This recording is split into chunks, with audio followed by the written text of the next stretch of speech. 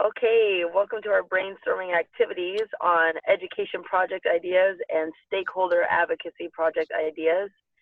Three students from Indiana State BAT program discussing the ins and outs of those ideas. So mine, my education project one is the one that I had the most problem with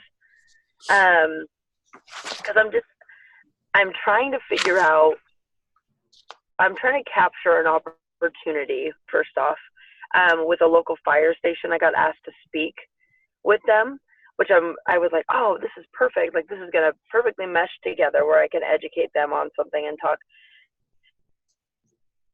But I don't really know if they already have an agenda that they want to talk about, or if I need to, like, if I'll be allowed to educate them on something in particular. But maybe I can still kind of weasel my way in between the two.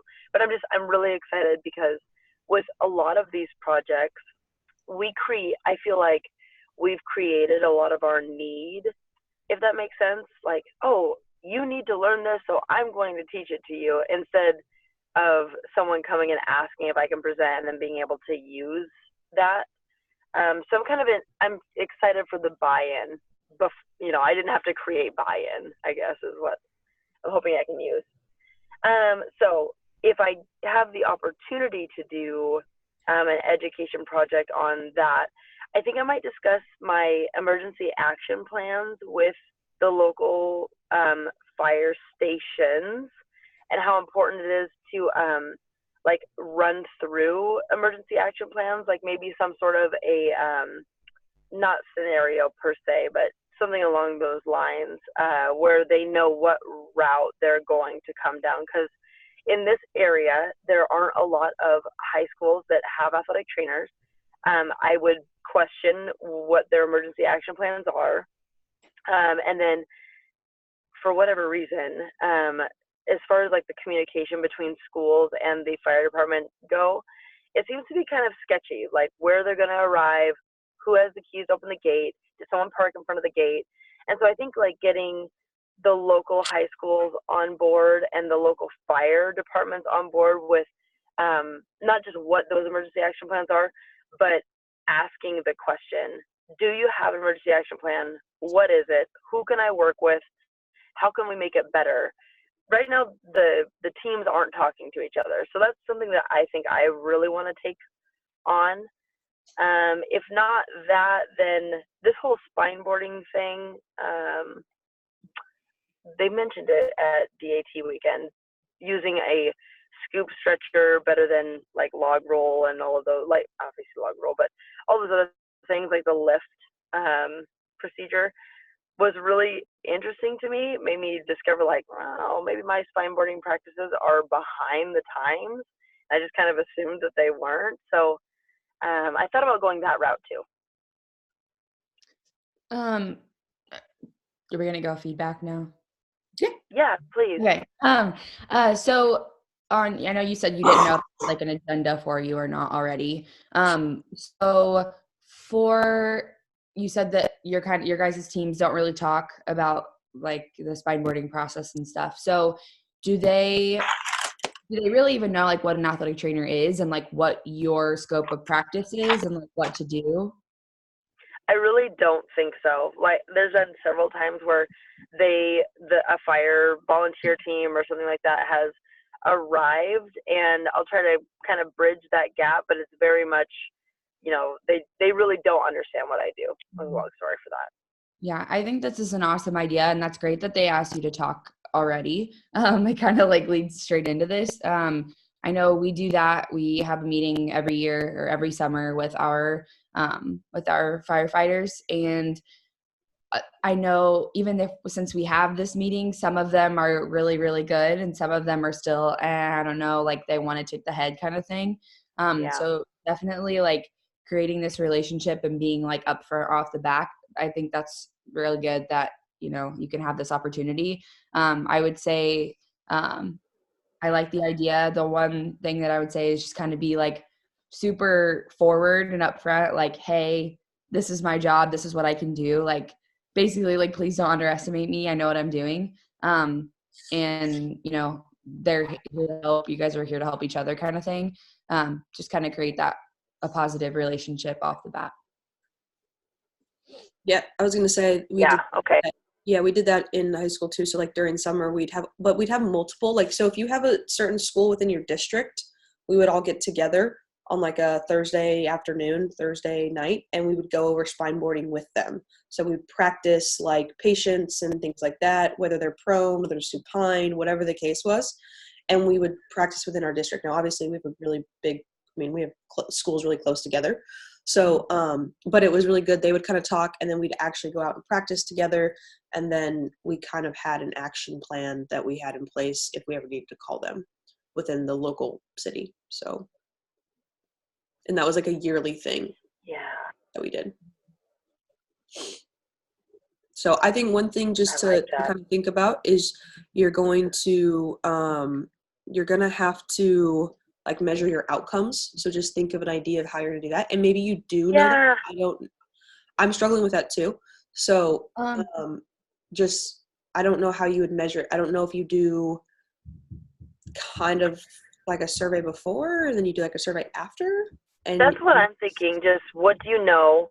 Like, how would you treat the situation? Because I know that, so my wife is going to school for EMT firefighting stuff. And she, they're really, I don't want to say like test-based, but it's, scenario after scenario after scenario is a lot of the things that they initially do. And so it'd be kind of interesting to, with that knowledge, kind of play off that and say like, oh, how would you handle this scenario? And kind of put put them back in the position of being willing to learn. And that is what, just something that came off my mind. Something they're familiar with, like how to raise questions. I don't know if this would be a way to measure it, but you could look at like what your like creating an EAP might be your outcome. Do you know what I'm saying? Oh, okay. Like you guys maybe don't really have one, right? Or you kind of do, or you kind of need to like twist it.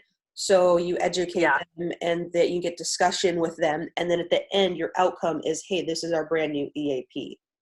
And then you are held responsible for this new EAP. Now I would talk to Dr. E about that. If that is measuring an outcome, like, because you'd only have like one outcome, that makes sense. But then I guess you could test their knowledge on it, and you could go through a scenario of it, right? And then like check off what they have done off that EAP. Yeah.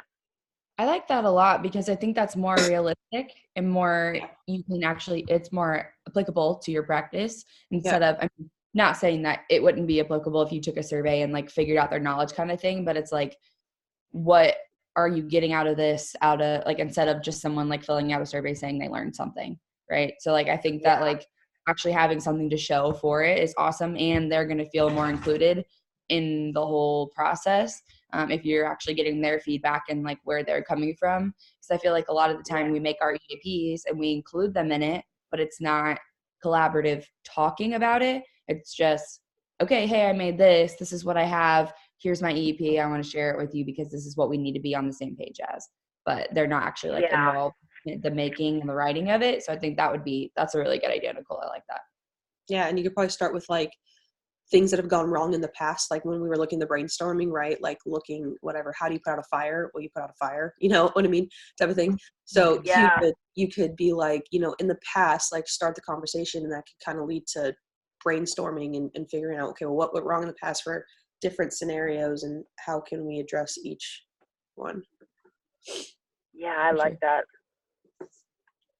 All right. So do we want to just focus on education projects right now, and then we'll move into stakeholders after?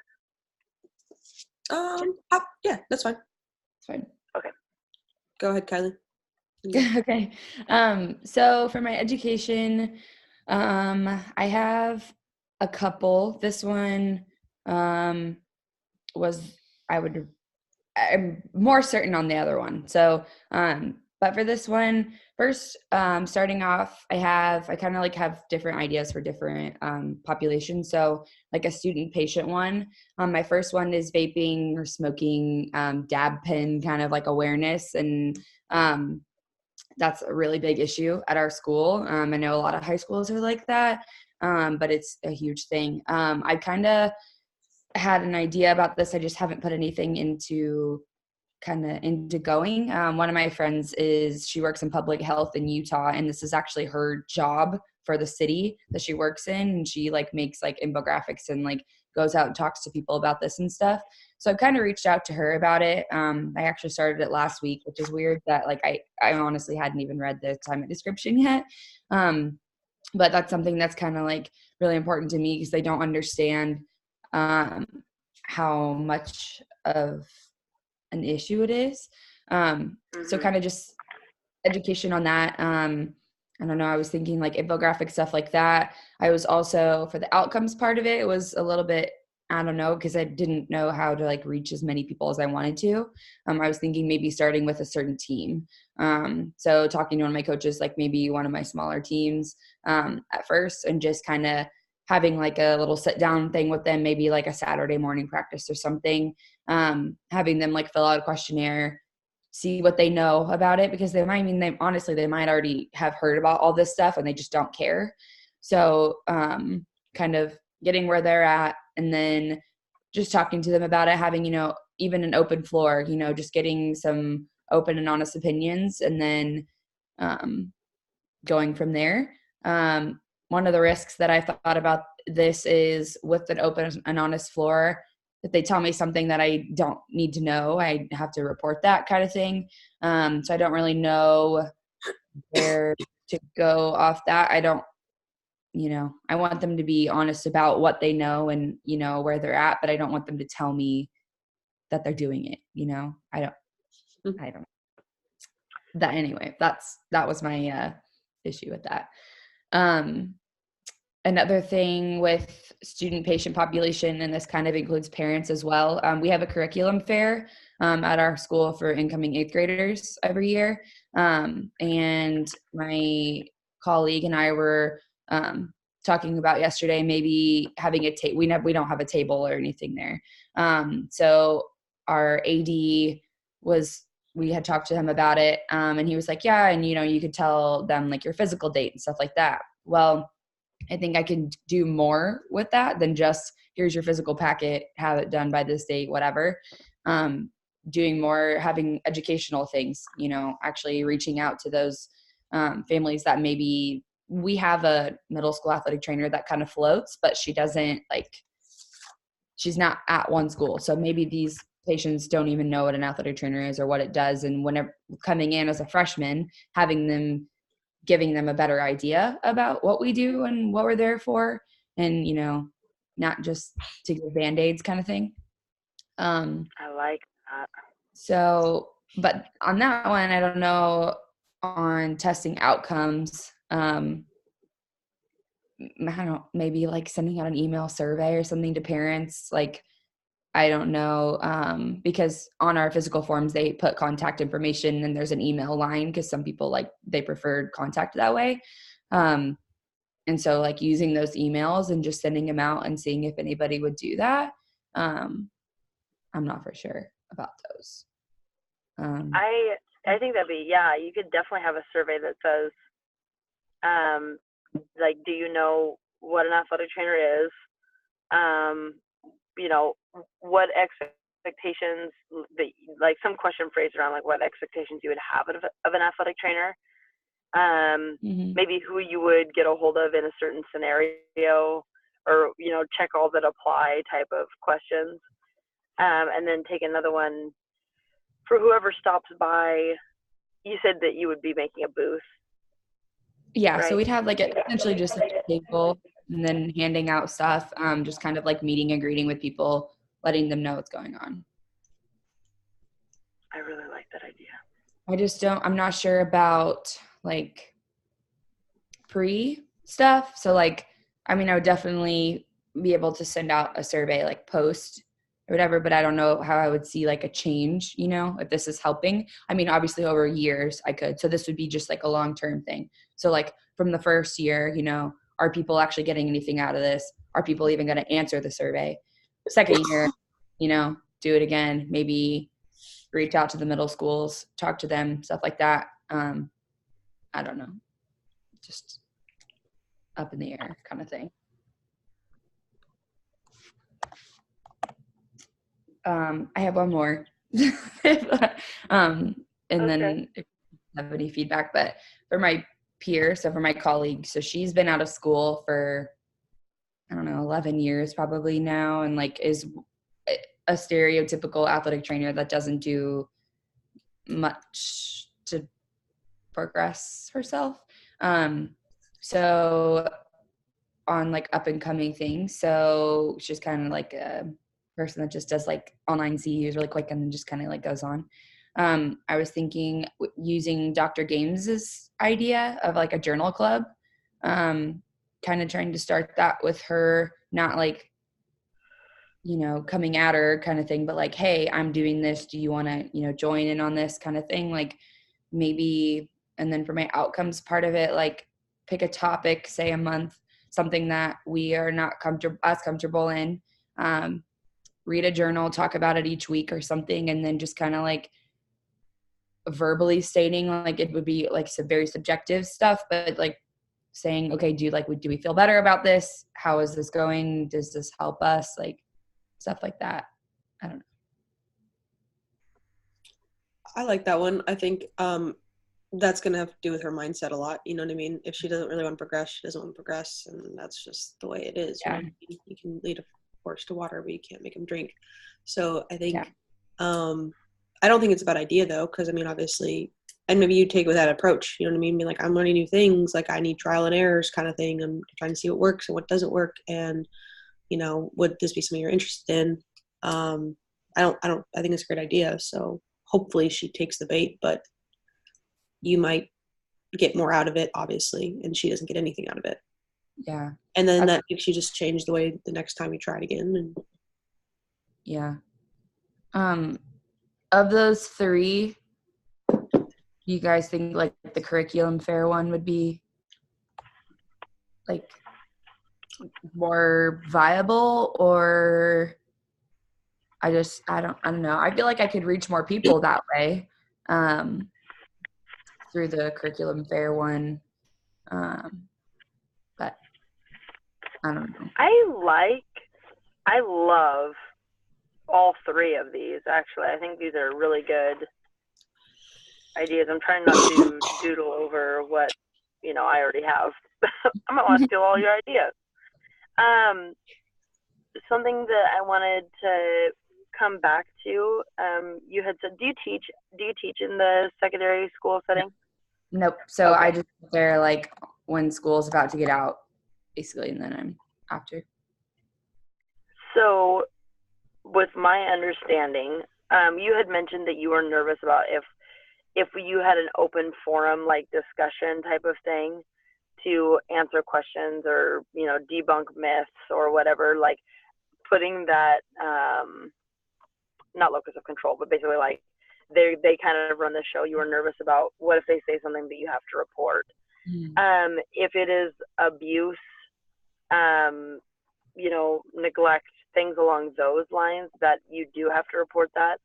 But students, as long as, because the biggest problem is like when administrators think that you're going behind their back on something, as long as you're working with them, if a student reports to you that they are engaging in drugs, things along those lines, as long as you put it out there to the students ahead of time and say, you know, any of these things that make me feel like, you know, you are in danger, you know, it would be like you could phrase it like it would be beneficial of you to go see a counselor.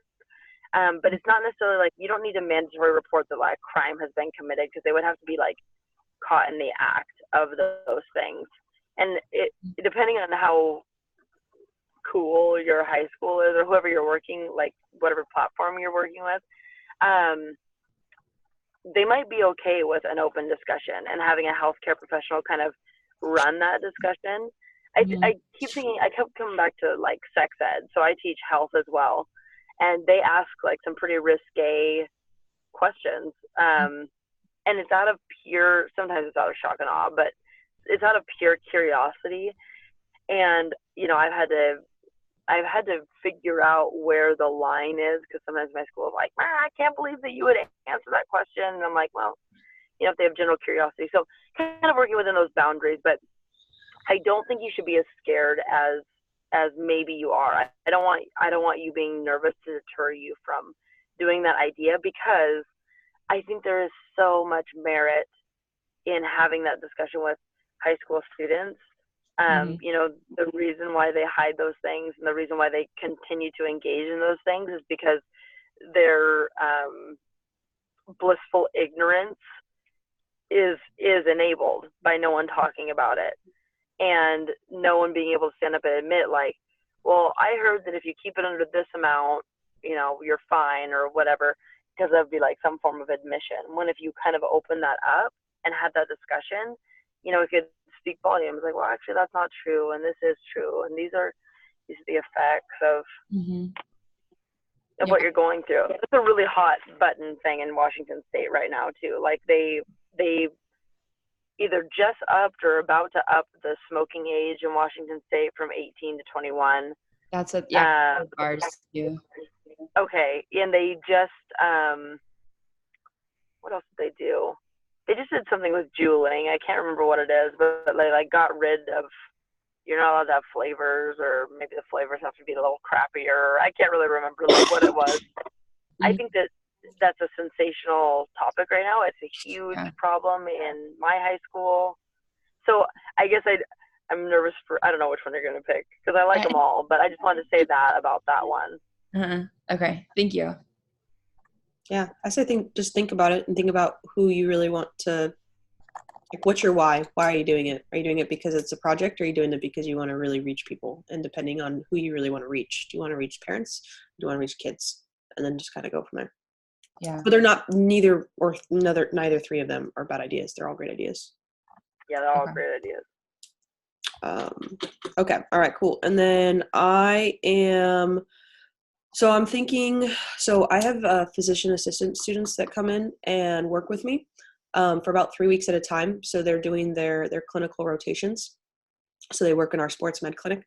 So I kind of wanted to do basically what their perceptions of athletic training are. So like a pre-survey, and then they work with me for 3 weeks, and then they do like a post-survey. So it's ironic because I'm doing this for the stats class, our Dr. Clark's class. So that's kind of, but my biggest thing is because I think there's a lot of interpretation, and they're going to be going, I mean, my whole goal is they're going to be going into different fleets, and they're going to have access to us if they're by themselves. So I really want them to know what we do instead of not knowing what we do, so that they can refer patients to us if they need to. You know what I mean? Mm-hmm. So, and I was kind of like I think military personnel changes so fast and so quickly, and then all of a sudden you get a new officer in command or whatever that comes in, and they have completely different viewpoints. So I'm thinking, okay, like how can I change something later on? And again, these people are going to be going everywhere. They're going to go to different states that have smart clinics. They're going to go to different countries, things like that. So the only thing is like my lesson plan, because I work with them for 3 weeks. I don't know, I'm going to have to talk to Dr. E about it, like how to create a lesson plan, because it's not just going to be a one-time thing. It's almost going to be like an intervention, and then measuring the outcomes after the intervention. But they come like usually every other month. So I get a set of 2 to 3 of them. And then 4 weeks later, I get another set, and they just keep doing the rotation. So it'd be something I'd be able to kind of track over time, and maybe even look at trends as if, the newer, so they're all like on a 12-month rotation. So right now we have the very first group. So these people haven't gone to any other rotations, but they're all friends within the group, kind of like us, you know what I mean, if we did rotations. So it'd be interesting to see like, okay, the December group, which is the very last group to come, are their scores going to be higher, maybe because they're actually talking about the smart clinic and what athletic training already is, you know what I mean? Yeah. So that would be just something kind of interesting to see, of word of mouth, advocating, and seeing, if I can show them, and maybe they're talking about it like, oh, by the way, you're gonna get to SMART and you get to work with athletic trainer, and this is actually what she does. So their survey scores pre intervention or whatever would maybe be a little bit higher. That's true. I think that's a good point that you bring up, because they probably have to do like a post-rotation survey. So if like your first group is they're going back to their school or their course or whatever, and they're taking a post-rotation survey, and they mention you talking about athletic training kind of thing, that professor's going to see that professor's going to probably like promote that because that's something that they get to experience like interprofessional wise. So yeah, I can kind of see that. Do you think that would be like a negative thing, or do you like maybe want to even ask, like add a question in your survey, like did you hear about who you're working with at this rotation or something like that? Like yeah, that's a good point. I didn't really think about that.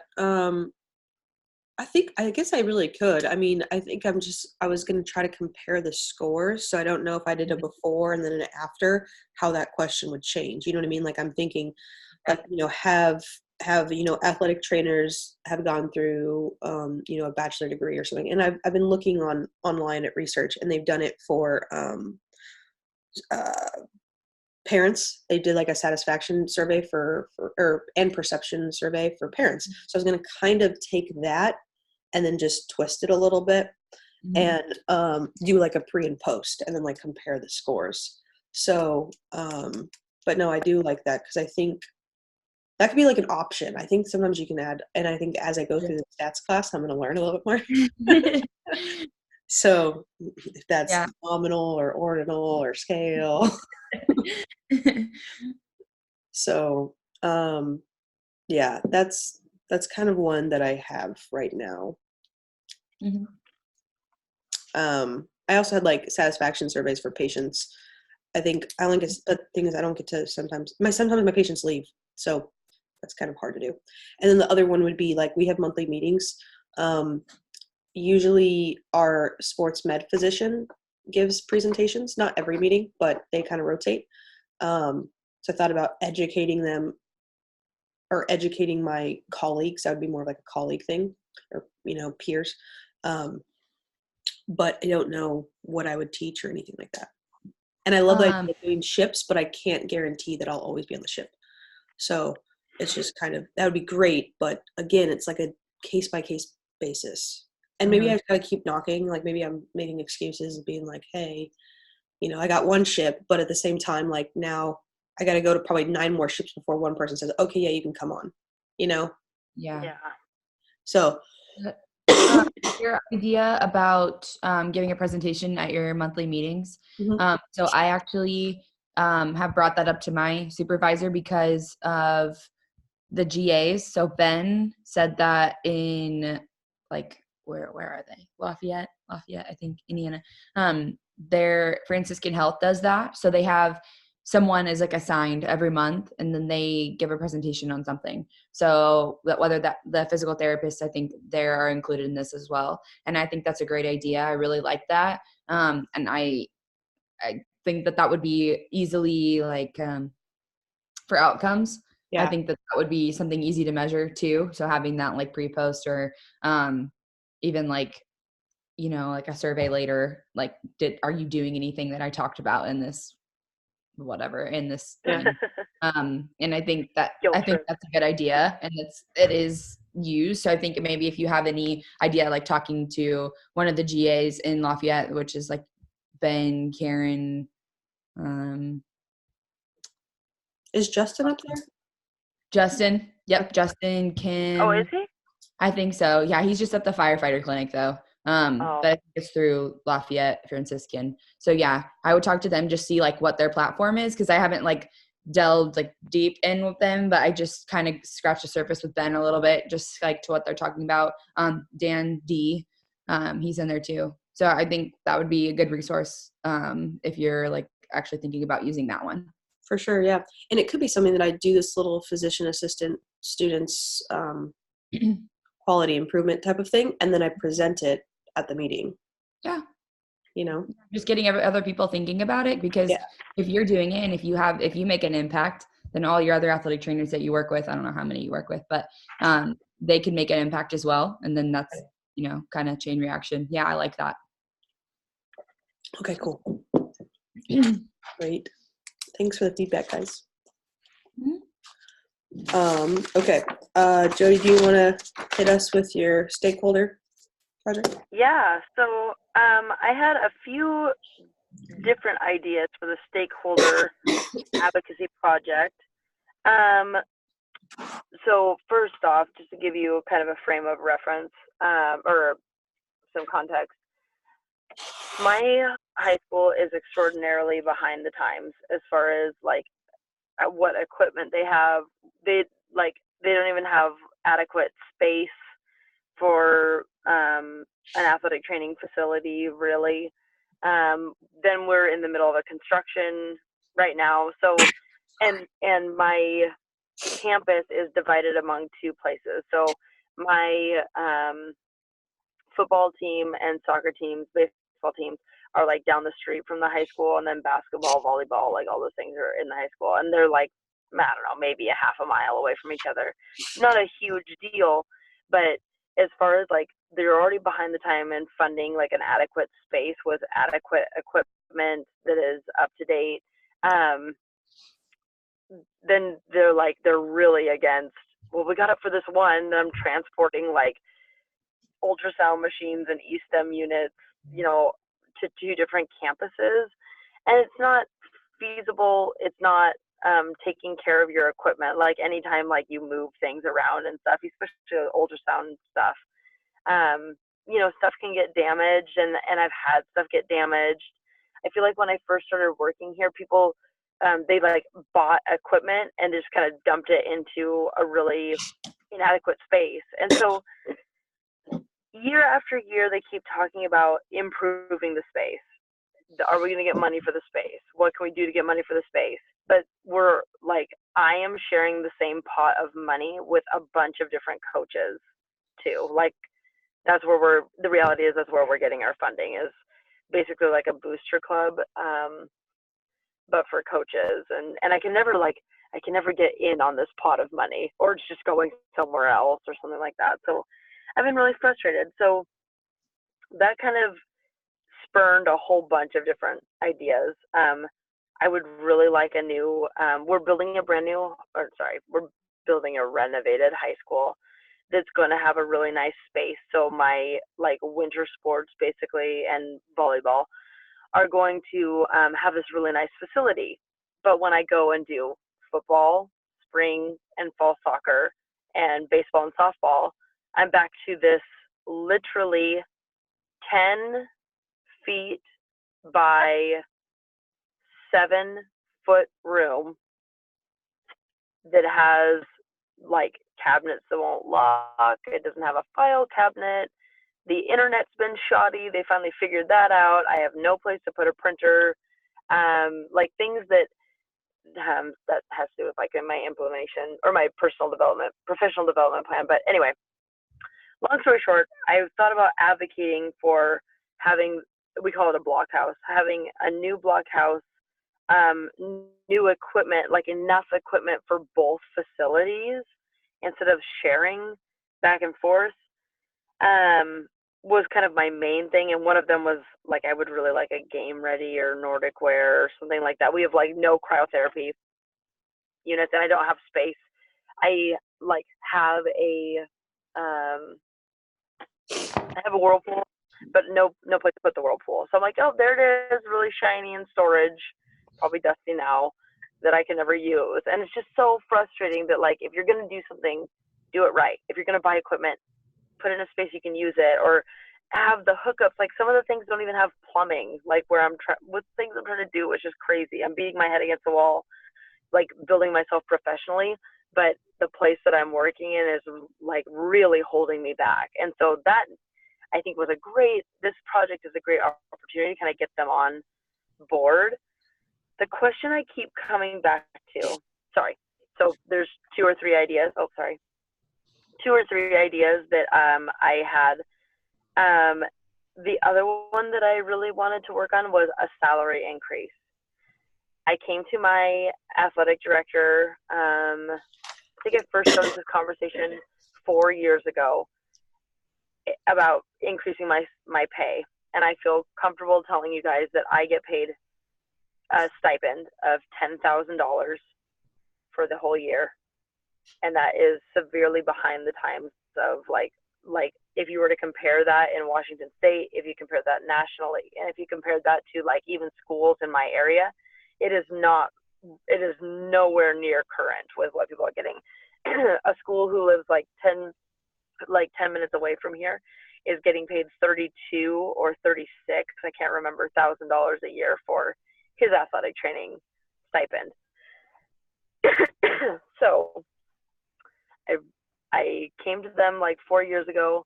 They shot me down, or didn't shoot me down. They gave me this ridiculous project to do where I had to go around and not just like I gathered all this information from from the NATA, the salary surveys, and I like put this thing together, and they're like, that's a nation level. So I was like, oh well, here's what Washington State is making on average, and they were like, but we want more of like what's in our region, like who do we play? That's how we're gonna like make our salary or whatever. So I had to go to individual schools who happen to be in our district and figure out like what they were getting paid. And then I had to figure out where that budget was coming from. I had to figure out, I felt like it was a ridiculous amount of tasks that's not necessarily my job, but maybe I just didn't really understand, like when you give a salary proposal, how much effort you have to put in. Brings me to my overall question that I keep running into is, I can't figure out in these presentations how to make a person care or who is really going to care. There is no school under the sun that when you go to them, like, you need to pay me more money when you've been working there for 7 years with the same salary, that's like, you know what, you're right. So then I came back to, well, this is how much I work, and this is how much I should be getting paid, and this is how much it would cost patients if I wasn't here. This is how much they could have spent. And I don't feel like that's still enough. I still don't feel like they're really like buying in. So I'm trying to find like that one clincher, that one thing that's really, really going to make my stakeholders feel like these ideas are really affecting them. I think right now there's too much of a, well, that's what you do, and this is what you've done, and you've either done it for this price or you've done it with this equipment, or, I think about like maybe like speedier recoveries might be something that they're interested in. So that was like the one thing as far as like equipment and having stuff like that. But other than that, I don't know. What do you do? What about, if you were to leave, right? Mm-hmm. How about you show them what can happen if they don't have an athletic trainer there? Like get things about, where do like maybe even like a lawsuit or something where like a school was sued because they didn't have an athletic trainer, right? Because of a student death or something. And being like, I don't think you understand, like, yes, I do this, I tape ankles, I do what you think I do, but I also do this. And obviously you might not see that because this is when important, we don't want this to happen. We never want it to happen. But if you don't have someone here, this is what can happen. And this is a lawsuit that can happen. And like, I know you think that my expertise is only this, but in big times, my expertise is this. And you need that. And if you don't, and I think if you hit them with student death, you hit them with like lawsuits, you hit them with things like that, like, I think that's when people listen, like and I hate that, but it's lawyers and it's this and it's that. And you have to be like, and you know what, they might not listen, then you have a decision to make, right? Like you really do. And maybe that's kind of what I was thinking about. Like, so if I present this, and that's kind of what it came down to, is I said, you realize that I'm getting paid way less than anybody else, and the next step in that conversation is you're either going to increase this, you can pay me what I'm worth, or I'm leaving. And I'm not in a financial state right now to leave. I've applied to other jobs before in the area. Like my house is here now. Yeah. My daughter's going to school here now. Yeah. And so like we're really, really invested. And there's no job openings in this area that haven't been taken right now. What if I'm not ready. What if instead of like threatening like your job or like your position, maybe like talking about your positives of your position? So like you are in the only accredited program to further yourself to help this school. So advocate or like talk yourself up basically. So like Okay. use the program kind of thing. So like show your worth through, hey, like this person is being made like paid whatever. So you already have that data, right? Like you said, you went out around to other schools and talked to them. So bring up that data, you know, or maybe like even update it until now, because you said like 4 years ago. So update that now. Talk to maybe Dr. E and just get like what is an accepted amount of raise when you have the DAT degree, when you are a DAT degree holder. So kind of give them that time span. Hey, I graduate in a year and a half. I am going to be a doctor in athletic training. You are still paying me way less than this. Like, you know what I mean? Like use that degree as, hey, you have like one of the top in the country. What are you doing? Like, where is the disconnect? Because this person, not saying anything against people that just had their bachelor's, because I just have my bachelor's, but like this person didn't further their education and they're getting paid $33,000 extra, right, than what I am. And I'm furthering my education because I care about your students. I care about my patients. I care about this school and I want us to be the best. Why can't you show others that we are the best in the area? Because you know what I mean? So like maybe not like poking at the negatives of it, but like showing why you want to make them better because you're bettering yourself for them, like for your patient.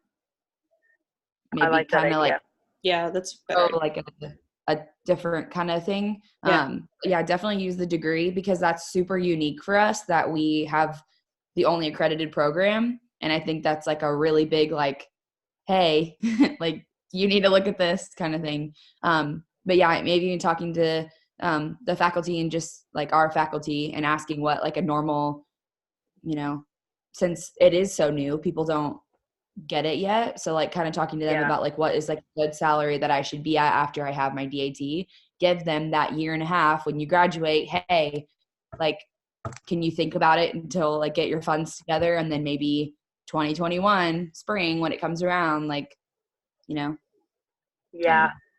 I like that idea.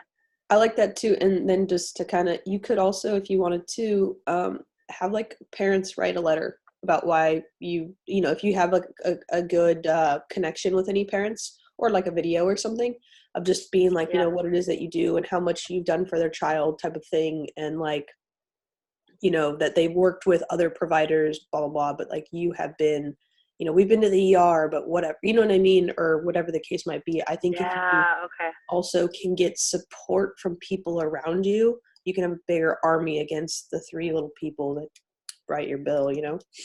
Yeah. For sure. I feel like it's recording, right? Okay. I like that. I'm like, I don't know if I run out of time. Okay, I'll do this. I don't know. I don't have a time thing, and I feel like we've been on it for a while. I have to leave by about 6 o'clock though. So. Yeah, me too. I'll do this really fast.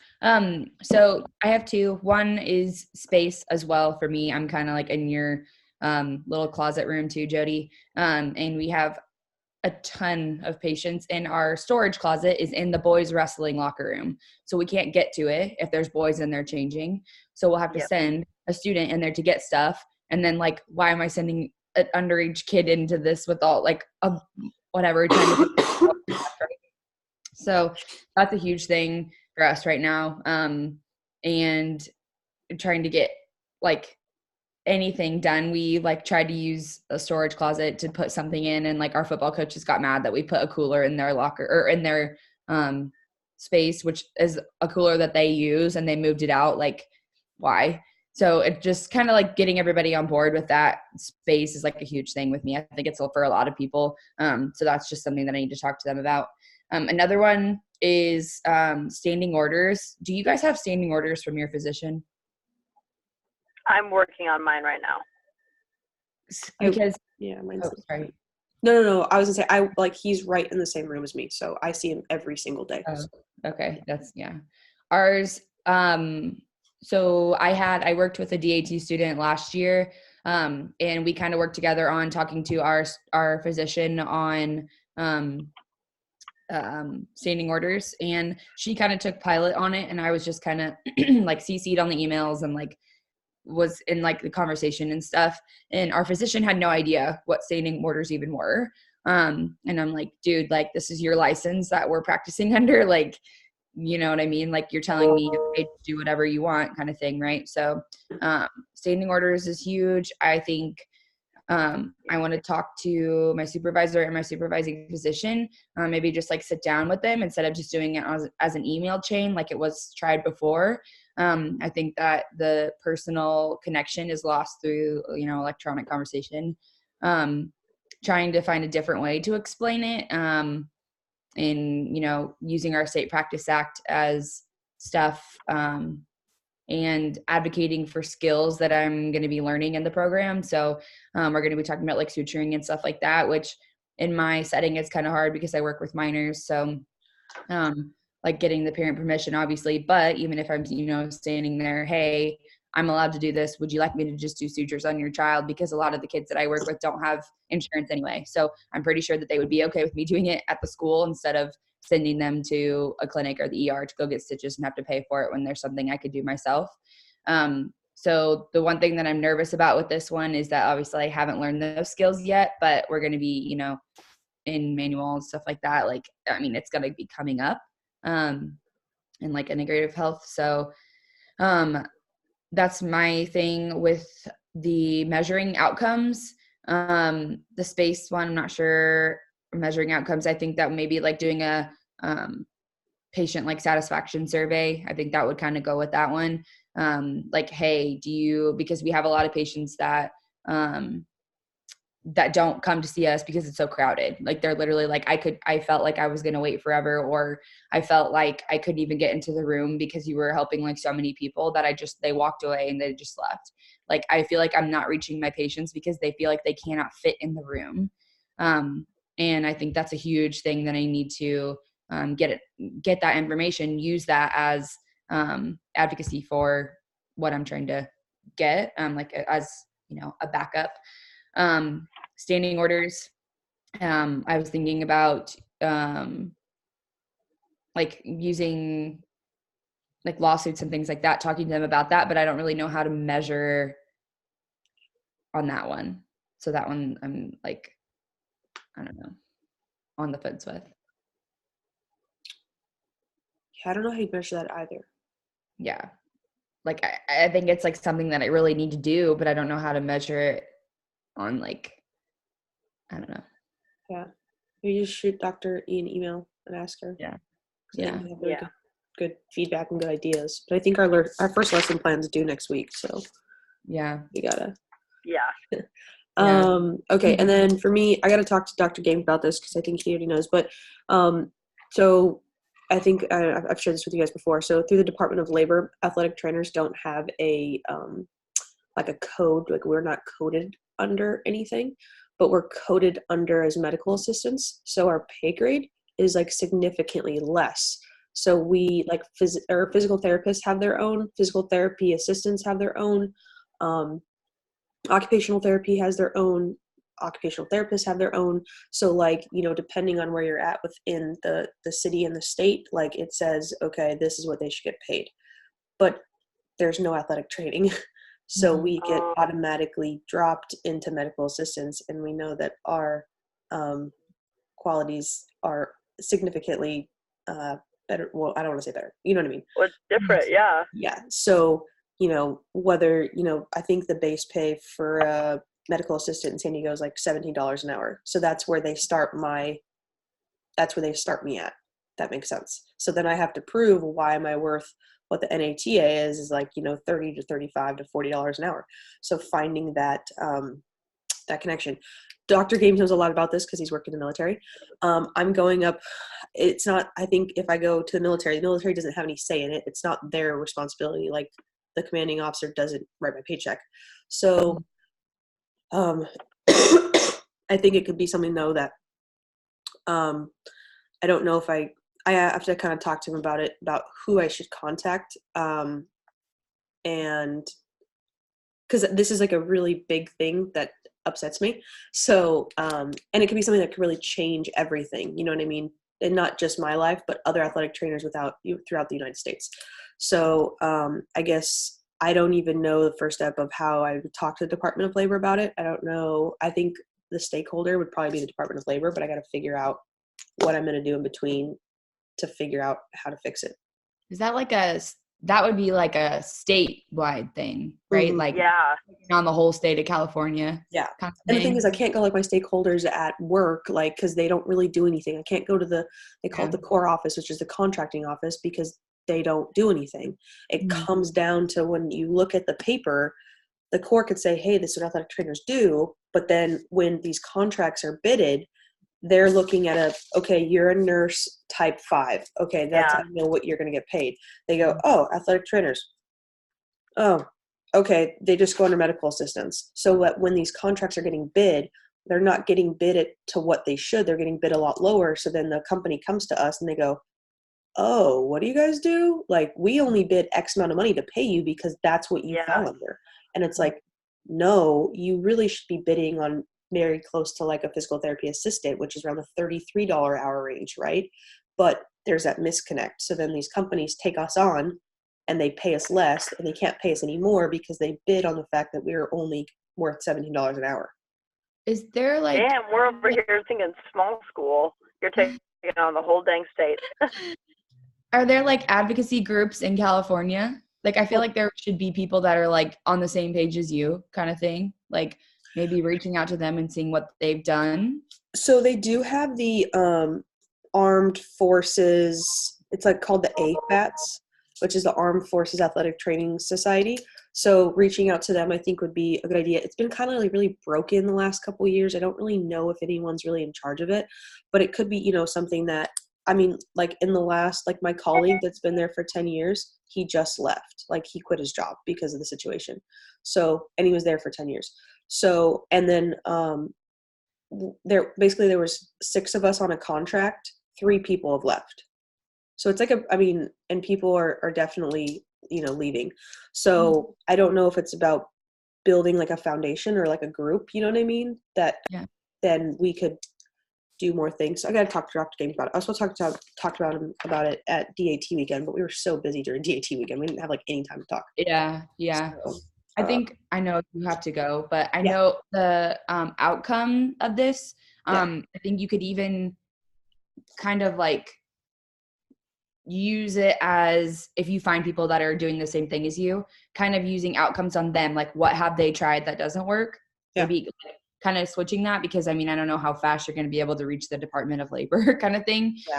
So like for just like the sake of the project, I would say like maybe you could like look at what hasn't worked, whatever, or like even look at like other states, see what like they have done, like, and maybe like research, like talk to Dr. Grahams about it, like what they have done in the past, and like maybe, I don't know, use that as outcomes, like stuff to take to your stakeholder, I guess. I don't know.